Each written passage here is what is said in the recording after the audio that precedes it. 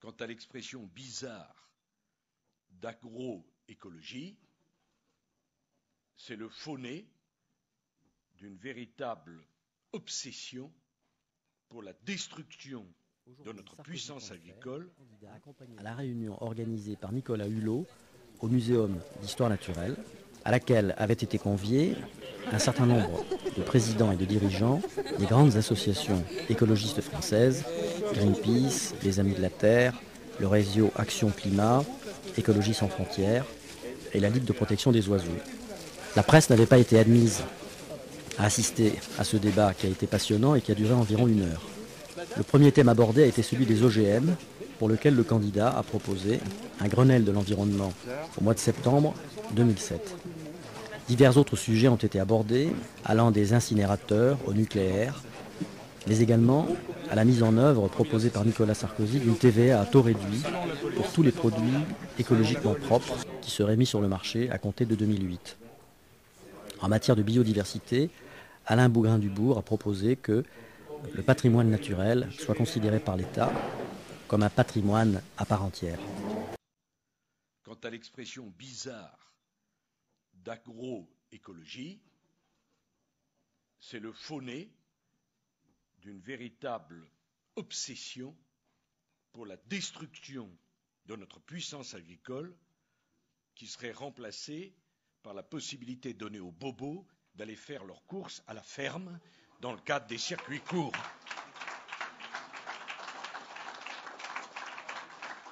Et pendant qu'on y est, on pourrait toucher le béret et on aurait même le droit, pour chaque produit acheté, de faire une photo.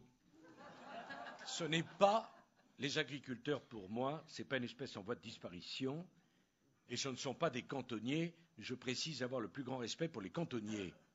Les agriculteurs sont des entrepreneurs. Europe 1, 7h44, suite de cette matinale spéciale avec Nicolas Hulot, notre invité jusqu'à 9h. Place maintenant à l'interview vérité, Thomas. En 2007, il y avait eu le formidable pacte écologique signé avec enthousiasme par tous les candidats. Est-ce qu'au bout du compte, vous avez l'impression de vous être fait avoir, notamment quand vous entendez peut-être Nicolas Sarkozy qui dit il y a quelques mois au sein de l'agriculture, est-ce que j'ai bien fait de signer ? Je me suis posé la question, c'était une façon de céder à la pensée unique, à des gens qui ne représentent que très peu, que les médias adorent mais qui ne représentent pas grand-chose. Il parle de vous là. Oui, je sais bien, mais ça ne m'a pas échappé. On n'a pas besoin d'être méprisant pour être convaincant. Il a parlé d'ailleurs à propos de l'agroécologie d'une pensée des bobos. Je pense que c'est une parole d'expert, me semble-t-il. Mais c'est plutôt pathétique. C'est-à-dire que honnêtement, c'est pathétique que quelqu'un de ce niveau, et avec l'expérience qu'il a eue, puisse traiter des sujets qui conditionnent tout ce qui a de l'importance à nos yeux d'une manière aussi méprisante. Mais à la limite, franchement, c'est pas ça qui est très important. Pour moi, encore une fois, dans la campagne qui s'annonce, est-ce qu'on va simplement se projeter d'une manière hexagonale ou on va tenir compte du monde tel qu'il est ? Il faut voir le monde qui nous explose à la figure. On paye comptant nos reniements, nos renoncements, nos aveuglements. Il y a un moment ou un autre, il faut que la France comprenne qu'on vit dans un monde avec des trajectoires, des dynamiques qui parfois nous échappent, et qu'on ne peut pas simplement reproduire en permanence les mêmes erreurs ou s'entêter notamment sur des modèles économiques qui ont fait leur temps mais qui ne sont plus la solution aujourd'hui. D'abord le projet et ensuite vous verrez si c'est vous l'homme de la situation. Vous connaissez votre surnom dans les couloirs de l'Élysée ou pas ? Non. On vous appelle le zozo ou le cinglé ? Je prends ça peut-être comme une forme de compliment. Tout pour la France. Voici le livre-programme dans lequel Nicolas Sarkozy dévoile dès les premiers mots son ambition. J'ai décidé d'être candidat à l'élection présidentielle de 2017. Il joue la carte de l'expérience et se croit obligé de préciser « Je n'ai aucune revanche à prendre, aucune querelle d'ego à régler. » Depuis plusieurs jours, les soutiens ont été habilement mis en scène. Christian Estrosi, le chiracien Christian Jacob ou encore Gérald Darmanin. Dans ce livre, il déroule son programme. Déjà en matière d'économie. Dégressivité des allocations chômage, moins 20% au bout de 12 mois, puis à nouveau moins 20% au bout de 18 mois. Un temps de travail décidé librement dans les entreprises par référendum, l'alignement des retraites du public sur le privé. Il confirme une baisse de 10% de l'impôt sur le revenu dès l'été 2017. Il est le seul candidat de droite à le faire. L'identité et la laïcité seront aussi au cœur de sa campagne. Le message adressé aux immigrés est limpide. Je crois utile de leur imposer l'assimilation et non pas seulement l'intégration. En clair, c'est aux immigrés de s'adapter à la France et pas l'inverse. Nicolas Sarkozy confirme aussi son opposition au voile à l'université et au menu de substitution dans les cantines. Enfin, sur la lutte contre le terrorisme, il veut placer en rétention les personnes fichées S, une mesure choc qui fait polémique. Avec ce livre, Nicolas Sarkozy veut donner le tempo de cette campagne. Quant à l'expression bizarre d'agroécologie, c'est le faux-nez d'une véritable obsession pour la destruction de notre puissance agricole. Alors, François Hollande vous a proposé de rentrer au gouvernement. On l'évoquait tout à l'heure avec les experts à 7h15. Vous avez répondu par un tweet. Nicolas Hulot ne rentrera pas au gouvernement. Il remercie le président de la confiance qu'il n'a cessé de lui accorder. C'était le 4 février. Pourquoi avoir refusé de rentrer au gouvernement ? Moi, je considère que l'enjeu que je porte est un enjeu suprapolitique. Si j'avais été au gouvernement, dans la seconde, les gens qui ont peut-être une forme de confiance dans le combat que je mène l'auraient identifié comme un combat partisan. Moi, j'essaie de faire en sorte que ce combat reste au-dessus des partis et surtout, je me projette pour l'après. Ce qui m'importe pour moi, c'est qu'on ouvre un chemin sur une pratique politique différente, sur une vision et sur des propositions structurantes. Est-ce que vous avez le tempérament, le caractère pour aller au bout ? C'est le reproche qu'on vous fait souvent. On dit souvent Nicolas Hulot, il est bien, il est enthousiaste, il arrive, on parle de lui, et hop, il disparaît, hop, il se dégonfle. Mais c'est pas d'abord qui peut dire qu'il a le tempérament.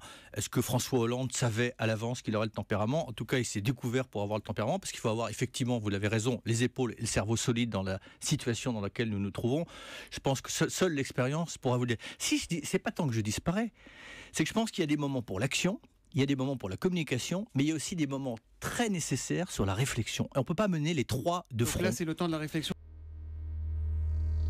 Nous ne le remarquons pas.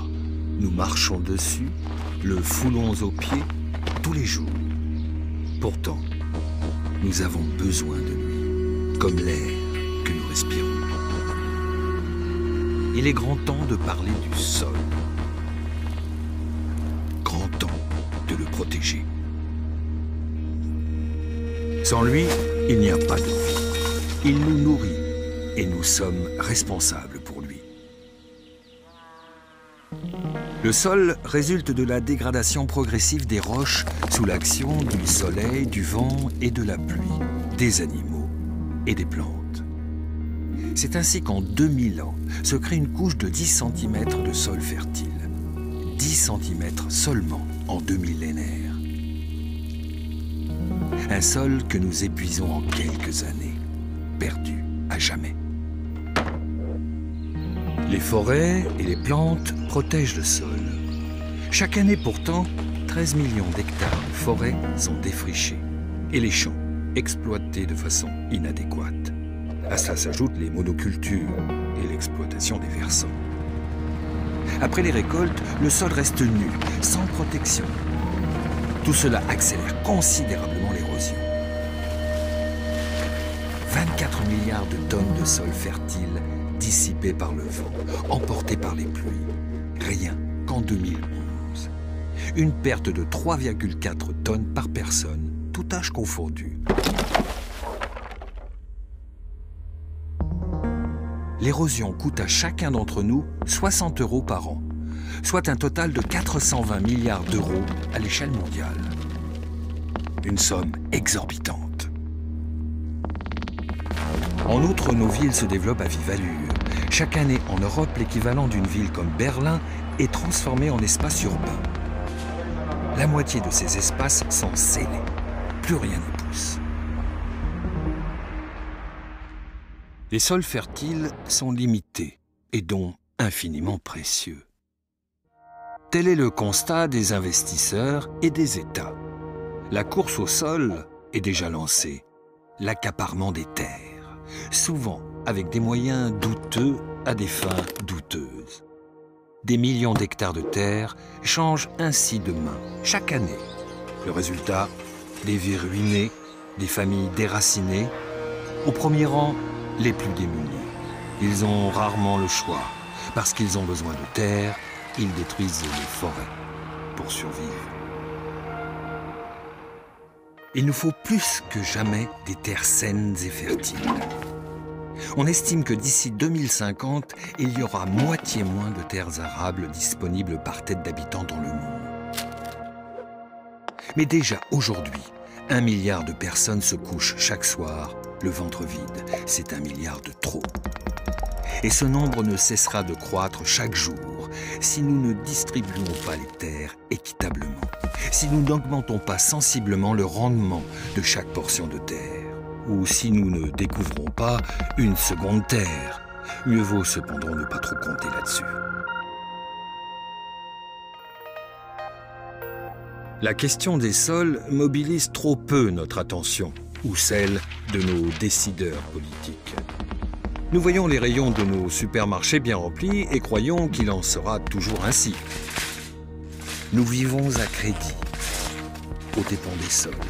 Ils ne sont pourtant pas inépuisables. Si nous prélevons de l'argent sur un compte que nous n'alimentons jamais, un jour ce compte sera vide et notre crédit dépassé. Et nos sols seront épuisés.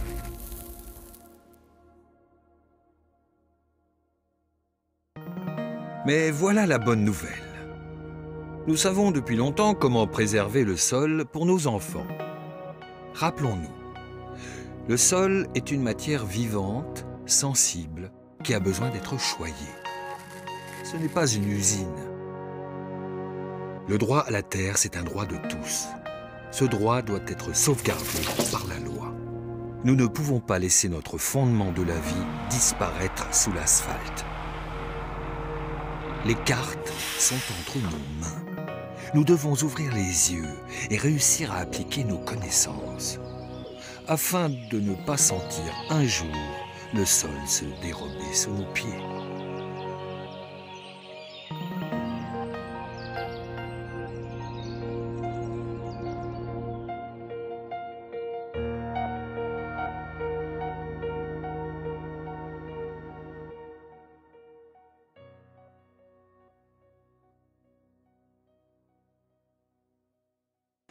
Alors là, Nicolas, je vous laisse le soin de présenter ce monsieur dont j'avais beaucoup entendu parler et qui a vraiment une démarche très convaincante et très originale. C'est difficile les mots seront forcément réducteurs pour évoquer Pierre Rabhi. Je dirais d'abord, d'un point de vue personnel, c'est une de mes plus belles rencontres. Il fait partie des gens qui m'aident à me structurer et à être un petit peu plus cohérent. C'est un philosophe.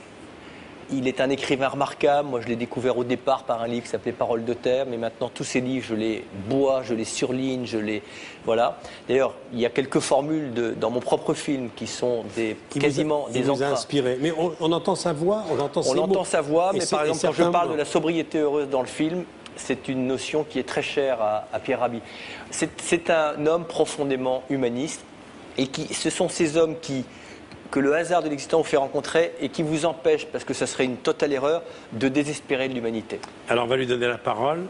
Vous êtes fils, je crois, d'un forgeron algérien.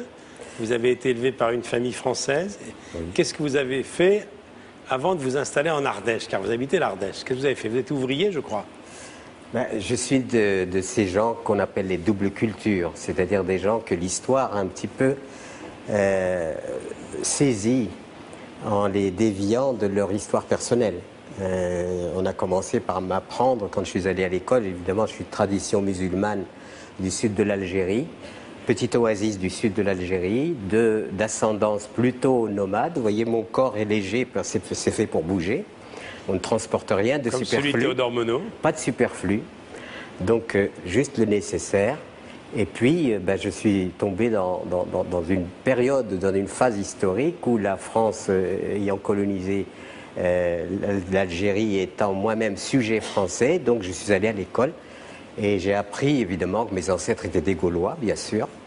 Et ensuite, j'ai continué un cheminement, mais dans quelque chose qui m'a mis très très vite dans une interrogation fondamentale sur qu'est-ce que le genre humain, qu'est-ce que la destinée humaine. Est-ce que l'humanité a un sens ou pas de sens? J'ai fréquenté beaucoup les philosophes, la littérature, et j'étais un cancre à l'école. Vous ne pouvez pas faire les deux. Dans les années 60, vous arrivez en Ardèche, dans une ferme, et vous avez été un des premiers en France à pratiquer l'agriculture biologique et écologique. Alors, qu'est-ce qui m'a amené à faire un retour à la terre en Ardèche? dans un département du Sud, sur une petite ferme aride, où on a vécu 13 ans sans électricité, 8 ans avec très peu d'eau, etc., etc. C'est le fait que j'étais malgré tout en grande interrogation par rapport à ce paradigme qu'on appelle la modernité. Et on a fondé donc ce nouveau paradigme de la modernité. Et par ailleurs, j'ai travaillé comme dans une entreprise, et comme je n'avais pas de qualification, j'ai été ce qu'on appelle un OS, ouvrier spécialisé. Ouvrier, oui. Et l'ouvrier spécialisé, c'est justement celui qui n'est spécialisé en rien, comme on le sait. Bon, alors c'est pour être gentil avec nous qu'on nous appelait ouvrier spécialisé. Mais en étant dans ce microcosme de l'entreprise, j'ai pu voir finalement, avoir une image assez claire disons, de la structure sociale qui était hiérarchisée. Et cette hiérarchie blessait mon désir, si vous voulez, mon désir d'équité. Voilà. Et c'est la raison pour laquelle nous avons tenté donc une aventure en Ardèche pour ressaisir notre destin, le temps, l'espace, etc. Agroécologiste, c'est-à-dire que vous préconisez une méthode agronomique qui permet de se nourrir tout en renouvelant la terre et en régénérant les milieux naturels. C'est ça qui est assez original. Ça veut dire qu'à petite échelle, on peut faire avancer également les choses. C'est pas seulement à petite échelle. Il faut bien faire attention parce qu'aujourd'hui, les sols qui nous nourrissent, l'eau qui nous abreuve, les variétés que la révolution néolithique, depuis la révolution néolithique qu'on a accumulées avec l'humanité, sont en train de disparaître, d'être malmenées. C'est d'ailleurs malheureusement, nous sommes, sans incriminer les agriculteurs proprement dit, le choix agronomique que nous avons fait d'inspiration industrielle a amené finalement à mettre en place un mode de production qui détruit en produisant. Donc si vous êtes dans cette logique produire et détruire, évidemment ça met en évidence le fait que ça ne peut pas aller très loin. Et quand nous avons, nous, acquis notre petite ferme, eh bien, on a décidé que nous appliquerions sur des sols arides des méthodes qui régénèrent ces sols, qui permettent de produire de mieux en mieux, en quantité, en qualité, parce qu'aujourd'hui, l'alimentation véhicule quand même des nuisances, il faut le dire. Et je dis souvent dans mes conférences, bientôt quand on s'invitera, plutôt que de se souhaiter bon appétit, il faudra se souhaiter bonne chance parce qu'on ne sait absolument pas ce qu'on est en train d'absorber. Alors cette expérience dans la ferme ardéchoise est devenue quelque chose de très important, que ce sont maintenant des idées qui sont véhiculées dans le monde entier. C'est devenu une référence, il a déployé ça, c'est adapté évidemment aux économies, aux réalités, au contexte des pays du Sud. Ça donne une autonomie aux paysans qui ne sont pas dépendants de grands semenciers. Voilà. Ce que Pierre Rabhi rappelle souvent, c'est qu'on est devenu une civilisation hors sol. Que nos sols, d'ailleurs, sont devenus de simples supports mécaniques. Alors qu'on avait ce service gratuit rendu par la nature, normalement la zone dans laquelle on fait pousser les plantes, c'est ce qu'on appelle notamment l'humus. Et d'ailleurs, Pierre le rappelle souvent, humus, humain, humidité, tout ça a les mêmes racines. Et malheureusement, la perte de productivité des sols, c'est un préjudice irréversible pour l'humanité. C'est une des crises les plus graves que les Nations Unies ont à prendre en charge. On parle souvent de la crise climatique, la crise de la biodiversité, mais la perte de productivité des sols, l'érosion des sols, la désertification, ça génère des tensions sur la crise alimentaire terribles. Et c'est vrai que notre mode de production n'est pas forcément, il n'y a pas d'issue à ce modèle-là. Et en tout cas, ça n'est pas le seul modèle, notamment pour les pays du Sud, mais probablement aussi pour nos propres zones géographiques. Qu'est-ce que vous faites pousser dans votre ferme de l'Ardèche? D'abord, on a regardé l'environnement, on a vu que l'environnement sauvage se prêtait à un élevage caprin, on a fait un élevage caprin. Ensuite, sur les sols arides, très peu d'épaisseur, avec la rareté de l'eau, on intervient, si vous voulez, en prenant en compte les lois qu'a établies la nature elle-même. C'est-à-dire comment mettre en place des méthodes qui vont permettre finalement, en imitant la nature, évidemment, à régénérer les sols. Concrètement, comment on fait? Alors, concrètement, par exemple, pour nourrir un sol, vous prenez les déchets qu'a produit la nature, ou les animaux. Ces déchets, au lieu de les dilapider, vous les transformez en ferments bactériens. En engrais? En engrais, mais qui concentrent des ferments bactériens. C'est-à-dire, en fait, vous redonnez à la terre un métabolisme comme nous, quand on a été traité aux antibiotiques. Nous n'avons plus de flore, eh bien, il faut redonner la flore à la terre pour qu'elle puisse avoir de nouveau un métabolisme. Alors, qu'est-ce que vous faites pousser dans votre ferme? C'est une gamme, comme nous sommes dans une zone sud, avec un climat méditerranéen, la gamme est très large. Ça va des arbres fruitiers, une gamme d'arbres fruitiers assez large. La gamme des légumes classiques. Légumes, céréales, enfin, je veux dire, on est revenu à la vraie ferme, c'est-à-dire non pas à la spécialisation en céréaliers. C'est de la ferme de nos grands-parents, ça. Oui, voilà. Le drame aujourd'hui de l'agriculture, c'est qu'on a séparé l'élevage de l'agriculture, qu'on a spécialisé les zones géographiques. Ce qui que n'était ça pas fait ça du tout avant. Voilà, enfin, quand on pense que nous, on est dépendant du soja et du maïs qui viennent du bout du monde, avec la débauche énergétique que cela fait, bon, voilà. Alors, ça veut dire que vous êtes favorable à des actions à une échelle locale? Il faut revenir à l'idée de produire et consommer localement, ce qui éviterait les transports, etc., en quantité, en qualité, mais dans des méthodes qui respectent... Une des rares mesures du pacte écologique qui n'est pas encore été mise en œuvre. On avait demandé, et on peut le remettre sur la table, c'est que l'ensemble de la restauration collective en France ou en Europe, mais en France, c'est 2,5 milliards de repas par an, s'approvisionne soit à l'agriculture biologique, soit des agricultures labellisées, et en tout cas de proximité, ce qui permet d'ailleurs de combattre un peu l'extension périurbaine et de créer une économie locale. Ça serait excessivement structurant, et c'est une manière de faire en sorte que les paysans soient payés au prix et à la qualité de leur travail. Et je profite de l'aubaine pour remettre cette proposition, parce que si on arrivait à faire ça, c'est la meilleure manière de concilier écologie, santé, environnement, nutrition, et d'aider les paysans. Alors, ce qui est très important aussi dans cette démarche, c'est qu'elle permet aux paysans les plus démunis d'accéder à une méthode qui lui évite d'acheter des engrais qui lui coûtent cher et de régénérer son milieu naturel. J'ai beaucoup travaillé sur le Sahel, et le Sahel a subi des sécheresses terrifiantes. Ce qui fait qu'il y a eu des famines. Et aujourd'hui, les famines sont en train de reprendre de l'extension.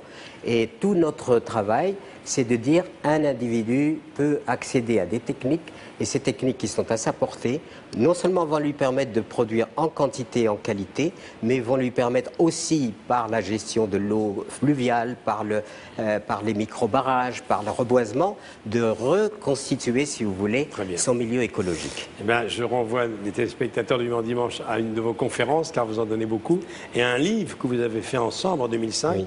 Graines de possible. Je vous remercie beaucoup, Monsieur Raby. Merci infiniment. Merci